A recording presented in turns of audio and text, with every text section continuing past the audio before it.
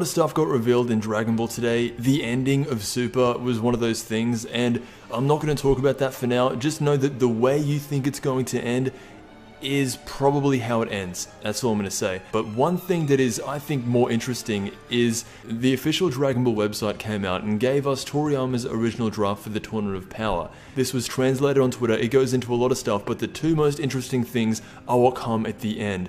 So make sure you watch this to the end. It's not going to be that long, but it starts off with saying that the arena that they're fighting in was designed by Toriyama, and I completely see that. That's 100% Toriyama's style, and the first three fighters that he designed were Jiren, Toppo, and Dispo. Now, the way this works with Toriyama's involvement in Super, it is nowhere near his involvement in DBZ and the original Dragon Ball. He's not writing the manga. Pretty much all Toriyama's doing is giving off notes to Toei Animation, and they're taking those dot points and running with it. So Toriyama isn't 100% involved in Super. That's why we see a lot of stuff that sometimes isn't very reminiscent of Dragon Ball Z, because it's not all Toriyama. So when Toriyama was drafting Jiren, he didn't give an indication of to what his personality was going to be. So Toei planned on making him a talkative character, kind of like Toppo. However, when they suggested that to Toriyama, he said that no, Jiren isn't supposed to have this outlandish character, he's just a guy who doesn't speak. So instead of wasting the concept of Jiren's character, they gave it to Toppo, and that's why he talks about justice all the time, while Jiren is just the silent get it done type. As for the rest of the Pride Troopers, Toriyama had nothing to do with them. Toei made them up all by themselves, and that's why they were all gone in one episode. Moving on from Universe 11, it has been a while since we've seen these names. Caulifla nor Kale were in Toriyama's original draft.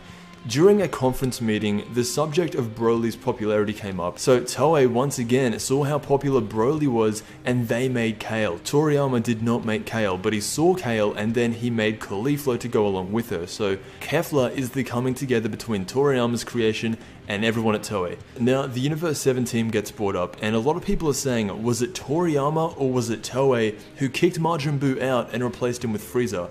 It was actually Toriyama. From the start, he had all 10 members of Universe 7 team planned, and as the flow of the story was going through, Toriyama came up with the idea of Ultra Instinct. That was his move, including its name and design, and it was only meant for Goku so far. So any instance of Vegeta or anyone else using Ultra Instinct, that's not true. It was only created for Goku, and he was really adamant in saying that he wanted this to be a completely different power-up from Super Saiyan. And just speaking as someone who likes Dragon Ball, Ultra Instinct is the best power-up this series has. It relies not on power and rage, but the mastery of martial arts, and that's something that a lot of people have really gotten behind. So Toriyama, you've done a good job with this transformation. It's a good form. So now moving on to some of Toriyama's comments about after the series. What happens when the series ends? Well, we have two things right here.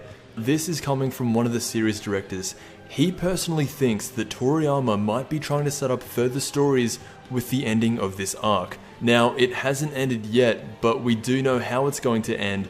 And yeah, that makes sense. Even if he set up nothing, there's still a million stories that can be told. I don't want to read too much into this, but to me what they're saying, it's Dragon Ball is nowhere near being over. That's how I'm taking it, because the series director comes out and says that Toriyama's setting up further stories. He doesn't need to set up more stories because we already have so many that could be told, but the fact that he is, it's looking good. Now, the final thing he says before the interview ends, keep watching until the very end of the last episode. Apparently, there'll be something special. It could be something stupid like promoting something that has nothing to do with Dragon Ball, but I don't think it is. With how the series is going to end with Jiren and Goku, it just leaves it wide open for anything to happen. So those were the most interesting parts of the interview to me. There was some stuff about Ribrianne, but honestly, I mean, she's done. The series director of Dragon Ball Super thinks that the creator might be trying to set up further stories. He thinks this. He doesn't know it, but he thinks. So yeah, I don't think it's the complete end time for Dragon Ball after March. And even though it's really cool to see it every week, sometimes you've just got to have things taken away from you for you to really appreciate them. And when you got them back again, you'll realize how great they are. So with that said, thank you so much for watching. I'll see you in the next Dragon Ball video.